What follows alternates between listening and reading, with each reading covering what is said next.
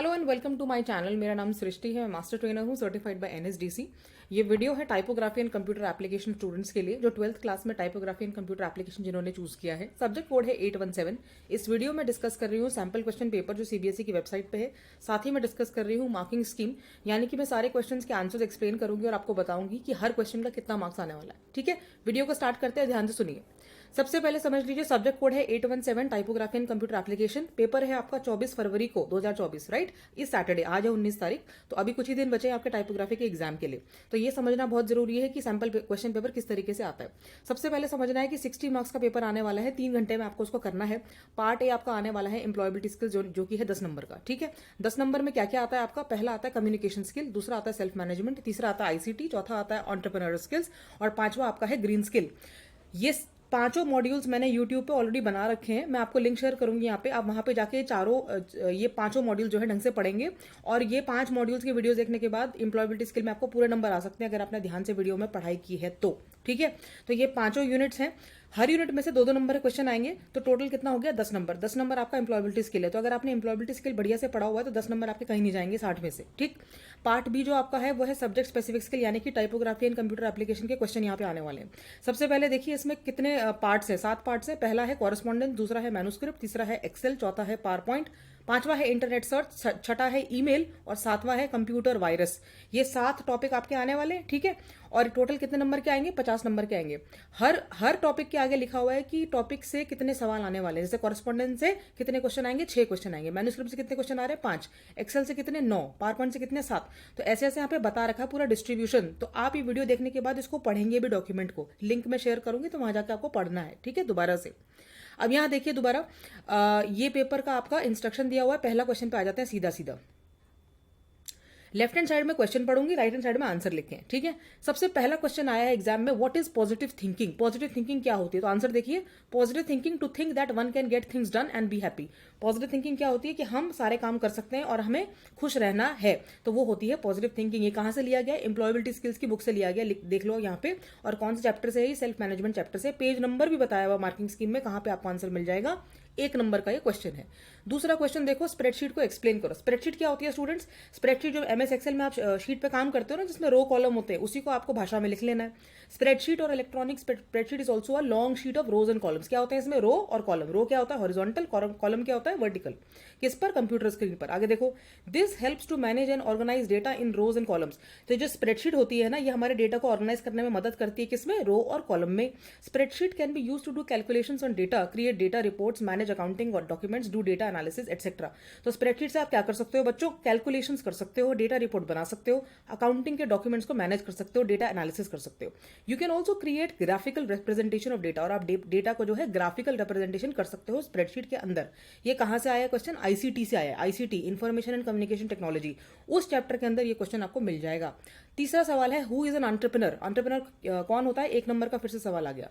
Entrepreneur क्या होता है? यहाँ देखिए तीसरा number, entrepreneurs identify an innovation to seize an opportunity. Entrepreneur क्या करते हैं? इनोवेशन को आइडेंटिफाई करते हैं। सीज मतलब पकड़ने के लिए, क्या? अपॉर्चुनिटी को, अवसर को। मोबिलाइज फंड्स को क्या करते हैं? मोबिलाइज करते हैं। मोबिलाइज मतलब फंड इकट्ठा करते हैं। रेज करते हैं कैपिटल मतलब जो पैसा चाहिए होता है बिजनेस को स्टार्ट करने के लिए, वो हम रेज करते हैं। And take calculated risk to open market, और मार्केट को ओपन करने के लिए हम क्या करते हैं? कैलकुलेटेड रिस्क लेते हैं। और new business for products, processes and services. तो ये होता है एंटरप्रेन्योर का डेफिनेशन। ठीक है, ये कहां से आया है? एंटरप्रेन्योरशिप स्किल यूनिट नंबर 4 से क्वेश्चन पूछा गया है। चौथा क्वेश्चन देखिए students, who is a green collar worker? ये क्वेश्चन कहां से आया? ग्रीन स्किल से आया। 5वां यूनिट जो एम्प्लॉयबिलिटी स्किल का है, इसमें देखिए क्या लिखा है, ग्रीन कॉलर वर्कर कौन होता है? A green collar worker is one who is employed in the environmental sectors of the economy. तो वहां पे आपको क्या याद आना चाहिए पेपर में? इकोनॉमी का जो एनवायरमेंट होता है ना, पर्यावरण के सेक्टर होते हैं, उसमें जो व्यक्ति काम करता है उसे हम बोलते हैं ग्रीन कॉलर वर्कर। क्या कहते हैं? ग्रीन कॉलर वर्कर, क्योंकि वो कौन सी नौकरी कर रहा है? Green job. और ग्रीन जॉब कौन सी नौकरी होती है? पर्यावरण की नौकरी। थोड़ा सा और एक्सप्लेन कर दिया 1 नंबर का question. Green collar workers include professionals. यहां एग्जांपल दिया, ग्रीन कॉलर वर्कर कौन होते हैं? ग्रीन बिल्डिंग आर्किटेक्ट, जो ग्रीन बिल्डिंग बनाते हैं। ग्रीन बिल्डिंग का मतलब ये नहीं कि बिल्डिंग को हरा पेंट कर देते हैं। ग्रीन बिल्डिंग मतलब ऐसी बिल्डिंग बनाना जिससे कार्बन एमिशन जो है कम हो, जिससे कार्बन फुटप्रिंट जो है वो कम हो। इन्वायरमेंटल कंसल्टेंट क्या होता है? जो पर्यावरण की कंसल्टेंट होता है, जिनसे आप राय मशवरा करते हो कि भाई हम बिजनेस लॉन्च कर रहे हैं, लेकिन हमें ये भी ध्यान में रखना है कि पर्यावरण को कोई नुकसान ना हो। वेस्ट मैनेजमेंट और रिसाइकलिंग मैनेजर, ये भी भी नौकरी होती है। एनवायरमेंटल और बायोलॉजिकल सिस्टम इंजीनियर, ये भी नौकरी होती है। लैंडस्केप आर्किटेक्ट, ये नौकरी होती है। Solar and wind energy engineer, ये नौकरी होती है। ग्रीन व्हीकल इंजीनियर होती है। ऑर्गेनिक फार्मर है। एनवायरमेंटल लॉयर है। बिजनेस पर्सनल है, डीलिंग विद ग्रीन सर्विसेज और प्रोडक्ट। ये सब किसके एग्जाम्पल है? ग्रीन जॉब के, ग्रीन कॉलर वर्कर के ये एग्जाम्पल है। पांचवा सवाल देखो, give the full form of mints. Mints का फुल फॉर्म बताइए। मिंट का फुल फॉर्म मैंने आपको जो मेरा वीडियो है ना, यूट्यूब वीडियो ये एम्प्लॉयबिलिटी स्किल्स का, उसमें मिंट का एक्रोनिम दिया हुआ है। तो मिंट में क्या होता है? M stand for month. Month का नाम आएगा तो कैपिटल कर दोगे। आई मतलब इनिशियलाइजेशन करोगे तो कैपिटल कर दोगे। एन मतलब नेम लिखोगे कहीं तो कैपिटल कर दोगे। टी मतलब टाइटल किसी का लिखोगे, डॉक्टर, मिस, मिस्टर, मिसिज, तो उसको पहला जो शब्द है, पहला जो लेटर है उसको कैपिटल कर दोगे। और एस मतलब स्टार्टिंग लेटर ऑफ सेंटेंस, वाक्य का जो पहला लेटर होगा, जो पहला जो लेटर होगा, अल्फाबेट होगा, उसको आप कैपिटल में लिखोगे। तो मिंट क्या होता है? ये एक रूल है जिससे कि हम शब्दों को कैपिटलाइज करना सीखते हैं। क्या करना सीखते हैं? कैपिटलाइज, कि किसको कैपिटल करना है भाई, किस चीज को कैपिटल में लिखना है अंग्रेजी भाषा में। कहां से लिया गया है? ये कम्युनिकेशन स्किल चैप्टर में से। छठा क्वेश्चन देखो, mention the steps to open a workbook. Workbook खोलने के लिए कहाँ, वर्कबुक कहाँ खोलोगे आप? स्प्रेडशीट में। तो स्प्रेडशीट में वर्कबुक खोलने के लिए कौन से स्टेप्स होते हैं? देखो इधर, steps to open or already saved workbook are. तो वर्कबुक को खोलने के लिए क्या करना है आपको? सबसे पहले जाना है फाइल मेन्यू पे, आपको क्लिक करना है। फाइल मेन्यू में क्लिक करोगे तो वहां पे ओपन का ऑप्शन आएगा, ओपन को क्लिक कर दोगे। ओपन में क्लिक करने का शॉर्टकट फॉर्मूला भी दिया हुआ है, कंट्रोल+O। जब कंट्रोल+O किया या फिर फाइल में जाके ओपन क्लिक किया तो ओपन डायलॉग बॉक्स जो है खुल जाएगा। डायलॉग बॉक्स क्या होता है? वो रेक्टेंगुलर सा बॉक्स आता है ना बीच में, जो भी फंक्शन, आप कुछ भी फंक्शन डालो तो एक बड़ा सा बॉक्स आता है ना बीच में, वो पूछता है आपसे कि अब क्या करना है। तो वहां से आपको क्या करना है? ड्राइव सेलेक्ट करनी है, फोल्डर सेलेक्ट करना है जहां से आपको उस फाइल को ओपन करना है। सेलेक्ट कर लोगे या डबल क्लिक भी कर दोगे तो क्या होगा? वो फाइल जो है आपकी ओपन हो जाएगी। इसी सारी बातों को आपको इंग्लिश में लिख देना है। यही होते हैं steps to open a workbook in a worksheet, ठीक, इन अ स्प्रेडशीट। तो ये सारे एक एक नंबर क्वेश्चन हो गए। अगर बच्चे ने अच्छे से एम्प्लॉयबिलिटी पढ़ा है तो ऐसा हो ही नहीं सकता कि नंबर कटे। क्वेश्चन नंबर 2 का फर्स्ट क्वेश्चन देखो, write down the other name of the fully blocked style of type writing the letters. Fully block style का दूसरा नाम क्या है? क्वेश्चन नंबर 2 का फर्स्ट आंसर क्या है? American style answer. American style लिखोगे तो नंबर जो है आपको मिल जाएगा 1 नंबर। दूसरा क्वेश्चन देखो, write down the name of the official letter. ऐसा ऑफिशियल लेटर का नाम बताइए जो कि थर्ड पर्सन में लिखा जाता है सेम कंपनी के अंदर, and generally use to return to inform the employees. और ये एम्प्लॉइज को इन्फॉर्म करने के लिए लिखा जाता है जब भी एनुअल इंक्रीमेंट होती है, कन्फर्मेशन ऑफ सर्विसेज होती है। तो ये कौन सा लेटर होता है? कौन सा लेटर होता है स्टूडेंट्स? ये होता है मेमोरेंडम। क्या होता है? मेमोरेंडम। तो ये सही आंसर है। तीसरा देखो, which form of official letter is use for granting of leave. छुट्टी देने के लिए कौन सा ऑफिशियल लेटर जो है वो इशू करना पड़ता है, यूज करना पड़ता है? Office order. क्या यूज करते हो? Office order. ऑफिस ऑर्डर लिख दिया, 1 नंबर मिल जाएगा। चैप्टर के नाम भी लिखा हुआ है यहाँ पे, आप ध्यान से रेफर कर सकते हैं। फोर्थ क्वेश्चन देखो, द कॉरेस्पॉन्डेंस बिटवीन 2 और मोर ऑर्गेनाइजेशन। 2 या 2 से ज्यादा ऑर्गेनाइजेशन के बीच में कॉरेस्पॉन्डेंस करना है तो क्या करोगे? इंटर है, इंट्रा है, इनर है, आउटर है? ऑब्वियसली इंटर है, क्योंकि इंटर मतलब 2 लोगों के बीच में। पांचवा क्वेश्चन देखो, EQ sign is used for in manuscript for. Manuscript में EQ साइन कहां पे इस्तेमाल किया जाता है? इक्वलाइज स्पेसिंग के लिए। किसके लिए? इक्वलाइज स्पेसिंग के लिए। तो ये करेक्ट आंसर है। 6 देखो, write down the manuscript sign for transpose of the letters. Letters के ट्रांसपोज के लिए कौन सा साइन, जो भी साइन आपको लिखना होता है ना, उसका डायग्राम बना के यहाँ पे आपको छोड़ देना है, 1 नंबर आपको मिल जाएगा। 7th क्वेश्चन देखो, what is the manuscript sign to centralize the matter. Matter को सेंट्रलाइज करने के लिए कौन सा मैन्युस्क्रिप्ट साइन चाहिए होता है? CTR dot. 7th का आंसर लिख दिया यहाँ पे। क्वेश्चन नंबर 3 का पहला देखो, an Excel file is the combination of dash which collectively are called a workbook. Excel file किस चीज की कॉम्बिनेशन होती है? वर्कशीट्स की, क्योंकि बहुत सारी वर्कशीट्स मिला के क्या बनाती है? एक वर्कबुक। सेकंड क्वेश्चन देखो, formula in MS Excel begins with. जब भी आपको एक्सेल के अंदर फॉर्मूला लिखना है तो वो किससे शुरू होगा? इक्वल टू के साइन से। यहाँ पे लिखा है ना इक्वल टू, ये देखो, इज इक्वल टू नहीं, इज इक्वल टू का साइन है ना, ब्रैकेट में क्या है? एंड इक्वल टू, ठीक है। तो इक्वल टू का साइन से आपका फॉर्मूला जो है लग जाता है स्टूडेंट्स। आगे देखते हैं। तीसरा, in Excel which feature automatically adds the values. Excel में कौन सा ऐसा फीचर है जो वैल्यू को ऐड करता है? तीसरा, ऑटोसम। ऑटोसम अगर आप कर दोगे तो वैल्यू ऐड हो जाएगी। फोर्थ देखो, find out the operator symbol for not equal to. Not equal to का ऑपरेटर सिंबल पूछ लिया, 4 ऑपरेटर सिंबल दे दिए, कौन सा है इसमें सही आंसर? बी आंसर सही है। फिफ्थ देखो, dash is use to fill the automatically fill a series of number. Automatically अगर नंबर्स को आपको सीरीज ऑफ नंबर्स फिल करना है तो क्या यूज करोगे? ऑटोफिल। क्या यूज करोगे? ऑटोफिल। छठा देखो, the syntax of MIN function. MIN function का सिंटैक्स क्या होता है? Is equal to MIN bracket में number 1 number 2 and dot dot dot फिर ब्रैकेट क्लोज। ये सिंटैक्स हो गया। 7 देखिए, the extension of PowerPoint. PowerPoint का एक्सटेंशन क्या होता है? PPT। PDF को बोलेंगे तो क्या होता है? .PDF, ठीक है। वर्ड डॉक्यूमेंट का क्या होता है? .doc, ठीक। तो अगर पावरपॉइंट का पूछे तो .ppt। आगे बढ़ो, क्वेश्चन नंबर 4 का फर्स्ट देखो, the default view where one can write and design presentation. ऐसा डिफॉल्ट व्यू जहां पे आप प्रेजेंटेशन को राइट कर सकते हो, डिजाइन कर सकते हो, उसे हम क्या बोलते हैं? नॉर्मल व्यू कहते हैं। अगर आपने लिख दिया नंबर आपको मिल जाएगा। सेकंड क्वेश्चन देखो, dash view displays the presentation from the beginning with animation. ऐसा कौन सा व्यू है जिससे प्रेजेंटेशन जो है शुरू से दिखती है एनिमेशन के साथ? कौन सा व्यू होता है? Slide show. स्लाइड शो जब आप क्लिक करते हो तभी तो आपको जो प्रेजेंटेशन होती है शुरू से दिखती है। तीसरा देखो, which program is use to create a presentation. इनमें से कौन सा प्रोग्राम आप पीपीटी बनाने के लिए यूज करोगे? ऑब्वियसली पावरपॉइंट यूज करोगे, ठीक है। फोर्थ देखो, if you are purchasing a mobile from Amazon.com, Amazon से अगर आप मोबाइल खरीद रहे हो, कौन सा ई कॉमर्स है ये? कौन सा ई कॉमर्स है? B2B है, B2C है? B2C है। क्यों? क्योंकि बिजनेस से जो बिजनेस है Amazon.com, उससे फोन कहाँ पे आ रहा है? कस्टमर के हाथ में। तो क्या है? बिजनेस टू कंज्यूमर या बिजनेस टू कस्टमर। B2B ये नहीं है क्योंकि बिजनेस टू बिजनेस यहाँ पे नहीं हो रहा। सही आंसर क्या है? B2C। फिफ्थ देखो, we use the services of dash for searching the documents on the internet. Internet पे डॉक्यूमेंट सर्च करना है तो कौन सी सर्विस इस्तेमाल करोगे? सर्च इंजन की सर्विस इस्तेमाल करोगे। छठा देखो, Google search engine is based on Boolean operator. Google search engine जो होता है वो बूलियन ऑपरेटर पे बेस्ड होता है। किस बूलियन ऑपरेटर पे बेस्ड होता है? सवाल ये है। एंड और नॉट, एंड और नॉर। तो किस पे होता है बेस्ड? एंड पे बेस्ड होता है। क्वेश्चन नंबर 5 का पहला सवाल देखो, write down the full form of URL. URL क्या होता है? Uniform resource locator. जो आप एड्रेस बार में डालते हो जब भी आपको किसी वेबसाइट पे पहुंचना होता है उसे हम कहते हैं यूआरएल, यूनिफॉर्म रिसोर्स लोकेटर। ठीक है, सवाल आ गया तो करना है आपको ये। सेकंड देखो, dash can also be use in place of dash operator. इसका आंसर क्या है? Not operator.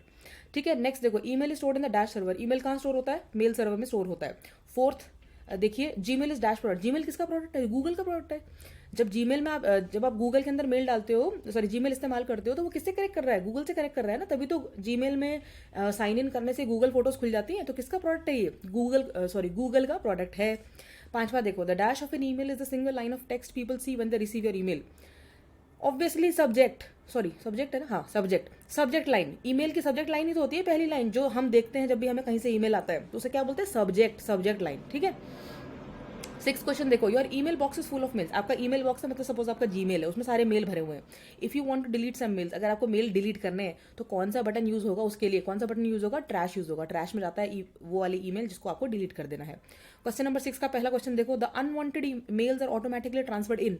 ऐसी ईमेल जिनकी जरूरत नहीं है वो कौन से फोल्डर में जाती है? स्पैम में। तभी तो ऐसा होता है ना, कई बार क्या होता है, किसी ने आपको ईमेल भेजा लेकिन जीमेल को लगा कि ये थोड़ा सा सस्पिशियस ईमेल है तो वो चला जाता है स्पैम फोल्डर में। तो लोग कहते हैं कि स्पैम पे जाके चेक करो, हो सकता है वो ईमेल वहां पहुंच गई है। तो स्पैम में क्या होता है, जो अनवांटेड ईमेल्स है वो स्पैम में चली जाती है। सेकंड क्वेश्चन देखो, define the meaning of replicate in term of virus. Replicate का वैसे भी, रेप्लिकेट जो इंग्लिश वर्ड है ना, उसका मतलब यही होता है डुप्लीकेट होना, रिपीट होना। और ये कंप्यूटर सिस्टम में भी रेप्लिकेशन का मतलब यही है, किसी चीज का डुप्लीकेट हो जाना। तो वायरस का जब वायरस अगर आपके कंप्यूटर में आ जाता है तो कई बार ऐसा होता है कि वो म्यूटेट करके बहुत सारा और डुप्लीकेट उसको रेप्लिकेट कर लेता है। ठीक है। तीसरा क्वेश्चन देखो, which virus infect the boot record और हार्ड डिस्क। हार्ड डिस्क को कौन सा वायरस इन्फेक्ट करता है? बूट सेक्टर वायरस है आंसर, बूट सेक्टर वायरस। चौथा देखो, the biological virus is also called. Biological virus क्या होता है? कंप्यूटर, ह्यूमन या इलेक्ट्रॉनिक? बायोलॉजिकल पूछ रहा है ना, तो बायोलॉजी किससे रिलेटेड है भाई? कंप्यूटर से नहीं, ह्यूमन से। पांचवा क्वेश्चन देखो, name the independent program which replicate so much and consumes the resources of the computer makes it slow. ऐसा प्रोग्राम बताइए जो बहुत बार रेप्लिकेट होता है और जो कंप्यूटर के रिसोर्स को कंज्यूम करता है और उसे स्लो बनाता है। कौन सा प्रोग्राम है भाई ऐसा? ऐसा प्रोग्राम है वॉर्म, WORM। सिक्स देखिए, ट्रोजन हॉर्स। ट्रोजन हॉर्स क्या होता है आपका? Virus can illegally attack on dash getting the login details of the users. Trojan horse जो है वो कहाँ पे अटैक करेगा? किस पर अटैक करेगा? डेटा पे अटैक करेगा। और क्या होगा फिर? यूजर का वो लॉगिन डिटेल्स ले सकता है। सेक्शन बी देखो, सब्जेक्टिव टाइप क्वेश्चन, ये आएगा ना। सब्जेक्टिव टाइप क्वेश्चन में क्या हो रहा है कि 5 क्वेश्चन सपोज यहाँ पे दिए हुए 7 से 11। जब भी आप पेपर करोगे ना, बोर्ड एग्जाम का भी 24 तारीख को, तो क्वेश्चन ढंग से पढ़ोगे और आराम से क्वेश्चन के इंस्ट्रक्शन पढ़ोगे पहले कि कितने सवाल दिए गए और उनमें से कितने करने हैं। ये नहीं सारे कर रहे हो फिर बाद में क्या हो रहा है, टाइम आपका वेस्ट हो रहा है। तो पहले देखना है क्वेश्चन में पूछा क्या गया। जैसे यहाँ पे लिखा, answer any 3 out of the 5 question on employability skills. ये 5 क्वेश्चन दिया है, 7, 8, 9, 10, 11। ठीक है, इनमें से सिर्फ 3 करना है। अब आप बैठ के यहाँ पे 5 कर रहे हो तो फिर ये किसकी गलती है? आपकी गलती है ना। तो सिर्फ 3 ही करना है। ठीक है, जो इंस्ट्रक्शन है वो पढ़ना है आपको ढंग से। क्वेश्चन नंबर 7 देखो, what are the stages of active listening. Active listening की 5 स्टेजेस होती हैं और वो 5 स्टेजेस कौन सी होती है? रिसीविंग, अंडरस्टैंडिंग, रिमेंबरिंग, इवैल्यूएटिंग और रिस्पॉन्डिंग। ठीक है, ये आपकी कम्युनिकेशन स्किल्स का टॉपिक है और अगर आपने ढंग से कम्युनिकेशन स्किल्स का वीडियो देखा है मेरा तो एक्टिव लिसनिंग आपको 100% याद हो जाएगी। और यहाँ पे देख लो आप, 2 नंबर का क्वेश्चन है तो इसमें आपने अगर ये सारे 5 स्टेज लिख लिए तो आपको पूरे के पूरे 2 नंबर मिल जाएंगे। क्वेश्चन नंबर 8 देखो, differentiate between intrinsic and extrinsic motivation. 2 number question आ गया। इंट्रिंसिक मतलब इंटरनल, अंदर से। एक्सट्रिंसिक मतलब बाहर से। इंट्रिंसिक मोटिवेशन क्या होता है, यहाँ देखो क्या लिखा है, इट में कम फ्रॉम विद इन, कहाँ से आती है इंट्रिंसिक, अंदर से आती है क्या, motivation. It includes activities for which there is no apparent reward but one derives enjoyment and satisfaction in doing them. इसका मतलब ये है कि आपको कोई ऐसा कोई रिवॉर्ड नहीं मिल रहा है, लेकिन आपको बड़ा मजा आता है, बड़ा सेटिस्फैक्शन एंजॉयमेंट मिलता है जब आप वो काम करते हो, क्योंकि आप उसके लिए इंट्रिंसिकली मोटिवेटेड हो। जैसे पढ़ाई करने के लिए हम इंट्रिंसिकली मोटिवेटेड, मैं तो वीडियो बनाने के लिए, आप बच्चों को पढ़ाने के लिए इंट्रिंसिकली मोटिवेटेड हो, तो मुझे इसका रिवॉर्ड मिले ना मिले, लेकिन मुझे बड़ी खुशी हो रही है कि मैं बच्चों को टाइपोग्राफी आज पढ़ा रही हूँ। ठीक है, तो ये हो गया intrinsic motivation. Incentives related to the motive और goal can satisfy one's needs. Incentive क्या होता है, ये इसका मतलब ये है कि मोटिव या गोल से कोई भी इंसेंटिव रिलेटेड हो तो वो क्या करता है, एक व्यक्ति की नीड्स को सेटिस्फाई कर सकता है। ठीक है, अब एक्सट्रिंसिक मोटिवेशन के बारे में पढ़ते हैं। It is inspired by others. इस एक्सट्रिंसिक मोटिवेशन कहाँ से आती है, दूसरों से, दूसरे इवेंट से। It arises because of incentive, अगर आपको कोई इंसेंटिव दे रहा है किसी काम का या कोई एक्सटर्नल रिवॉर्ड दे रहा है किसी काम का, तो वो एक्सट्रिंसिक मोटिवेशन है। लैक ऑफ मोटिवेशन मतलब मोटिवेशन ना होना या इंसेंटिव ना होना, उससे क्या होता है, फ्रस्ट्रेशन होती है, वो गुस्सा आता है। ठीक है, तो ये आपका डिफरेंस हो गया, 2 नंबर आप यहाँ पे ले जाओगे। क्वेश्चन नंबर 9 देखो, एरोप्लेन की आवाज़ आ रही है उसके लिए सॉरी, क्योंकि मैं जो है एयरपोर्ट के पास रहती हूँ तो इसीलिए प्रॉब्लम आती है। क्वेश्चन नंबर 9 देखो, how will you protect your spreadsheet with a password. आप अपनी स्प्रेडशीट को कैसे प्रोटेक्ट करोगे, पासवर्ड के साथ। क्वेश्चन नंबर 9, तो यहाँ पे कैसे प्रोटेक्ट करोगे पासवर्ड के साथ, टूल्स पे जाओगे, प्रोटेक्ट स्प्रेडशीट पे क्लिक करोगे, प्रोटेक्ट डॉक्यूमेंट का डायलॉग बॉक्स खुलेगा, उस पर पासवर्ड डालोगे, कंफर्म टेक्स्ट बॉक्स में दोबारा से वो पासवर्ड डालोगे और ओके दबा दोगे। उसके बाद क्या होगा, आपके स्प्रेडशीट में पासवर्ड लग जाएगा और वो बन जाएगी सेफ। क्वेश्चन नंबर 10 देखते हैं। It is important to be decisive as an entrepreneur, justify. ठीक है, एंटरप्रेन्योर बनने के लिए डिसाइसिव होना बहुत जरूरी है। तो कैसे, क्वेश्चन नंबर 10 का एग्जांपल, ये आंसर देखो। डिसाइसिवनेस क्या होती है, it is the most important attribute while setting up a business venture. Business venture को सेटअप करने के लिए क्या चाहिए होता है, डिसाइसिवनेस चाहिए होती है। डिसाइसिवनेस होता क्या है, अपॉर्चुनिटी को आइडेंटिफाई करना और उस पर एक्ट करना। अपॉर्चुनिटी क्या होती है, it is a chance to do something generally the right time और मूवमेंट टू डू समथिंग, होती है डिसाइसिवनेस। तो अगर ये क्वेश्चन आए तो आपको आंसर ऐसे लिखना है। क्वेश्चन नंबर 11 देखो, enumerate the benefits of green jobs. Green jobs के बेनिफिट्स बताइए। तो ग्रीन जॉब्स के क्या बेनिफिट होते हैं, इट इंक्रीजेस दी व्हाट, आ गया क्वेश्चन नंबर 11। हाँ, it increases the efficiency of energy and raw material. Green job क्या करता है, एनर्जी एंड रॉ मटेरियल की एफिशिएंसी को बढ़ा देता है, ग्रीन हाउस गैस एमिशन को कम कर देता है, वेस्ट ऑफ पॉल्यूशन कंट्रोल करता है, इकोसिस्टम्स को प्रोटेक्ट करता है और क्लाइमेट चेंज के लिए अडेप्टेशन भी देता है। कौन, ग्रीन जॉब। तो ग्रीन जॉब के कोई भी बेनिफिट्स लिख दोगे आप, 4, अगर 2 नंबर का क्वेश्चन है तो 4 लिख के आना ताकि 2 नंबर पूरे मिल जाए।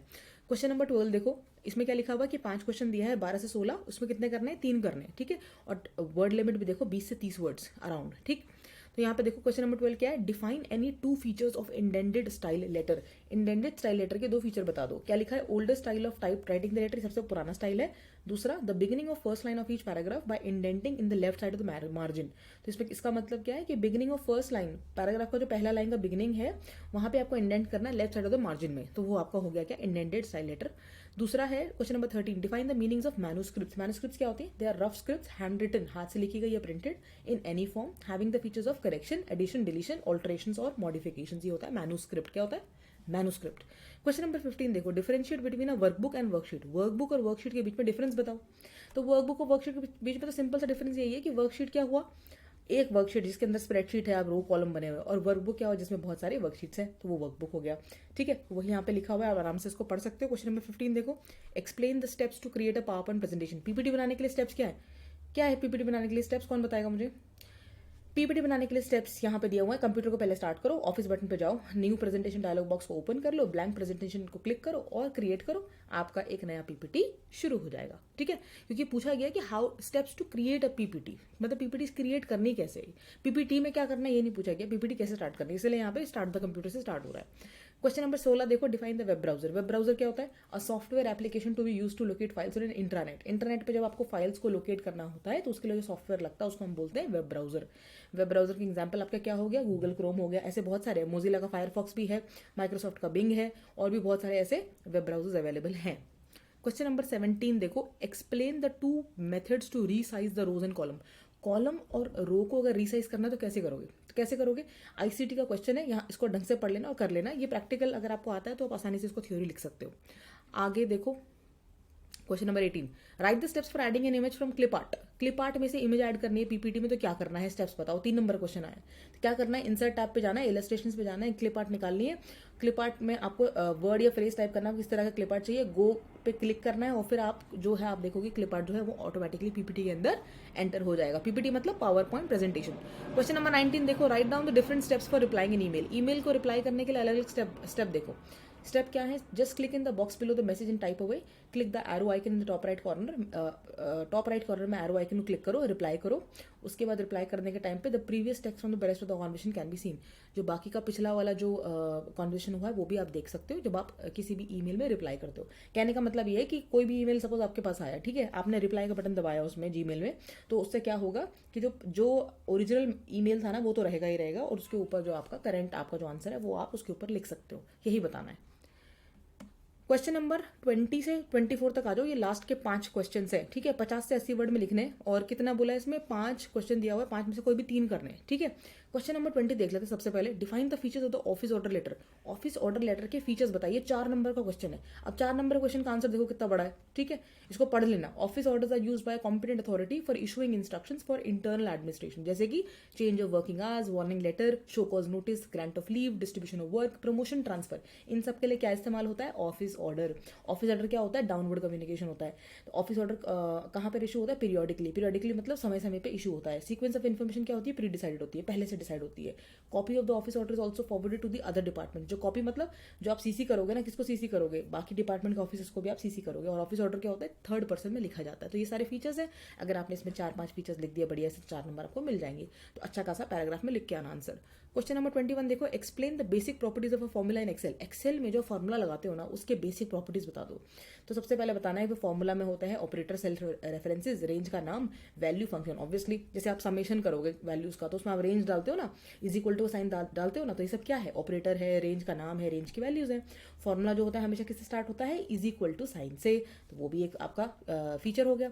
तीसरा देखो, when a formula is entered in the cell. जब सेल में फॉर्मूला एंटर करते हो तो क्या करते हो, एंटर की प्रेस करते हो, और जो रिजल्ट आता है वो सेल पे डिस्प्ले हो जाता है। और चौथा पॉइंट देखो, if a cell containing formula is made an active cell though it still shows the value but in the formula bar the formula is displayed. Obviously formula bar कहाँ होता है, फॉर्मूला बार स्प्रेडशीट में होता है। ICT का video मैंने साफ साफ प्रैक्टिकली बताया लाइवर ऑफिस में कैसे काम करते हैं, जाके उसको देखो। उसमें मैंने साफ साफ बताया हुआ कि फॉर्मूला बार कहाँ होता है और कैसे आप स्प्रेडशीट में नेविगेट करते हो। तो अगर आपने आंसर सही से लिख दिया 4 नंबर आपके पक्के। 22nd क्वेश्चन देखो। Explain the different steps of slide show option. Slide show option के डिफरेंट स्टेप्स बताओ। अच्छा जी, स्लाइड शो में आप क्या बोलोगे, स्लाइड शो देखो, स्लाइड शो जो आपका पीपीटी के अंदर स्लाइड शो होता है, ठीक है। तो स्लाइड शो में क्या होता है कि वहां पर ये होता है कि शुरू करनी है स्लाइड शो या करंट स्लाइड से शुरू करें, तो वही लिखा हुआ है। Preview the slide show from the beginning. पहले से देखना चाहते हो पहली स्लाइड से, या फिर करंट स्लाइड से। करंट मतलब जो अभी आपने खोल रखी है स्लाइड वहां से देखना चाहते हो, तो ये आप लिख सकते हो।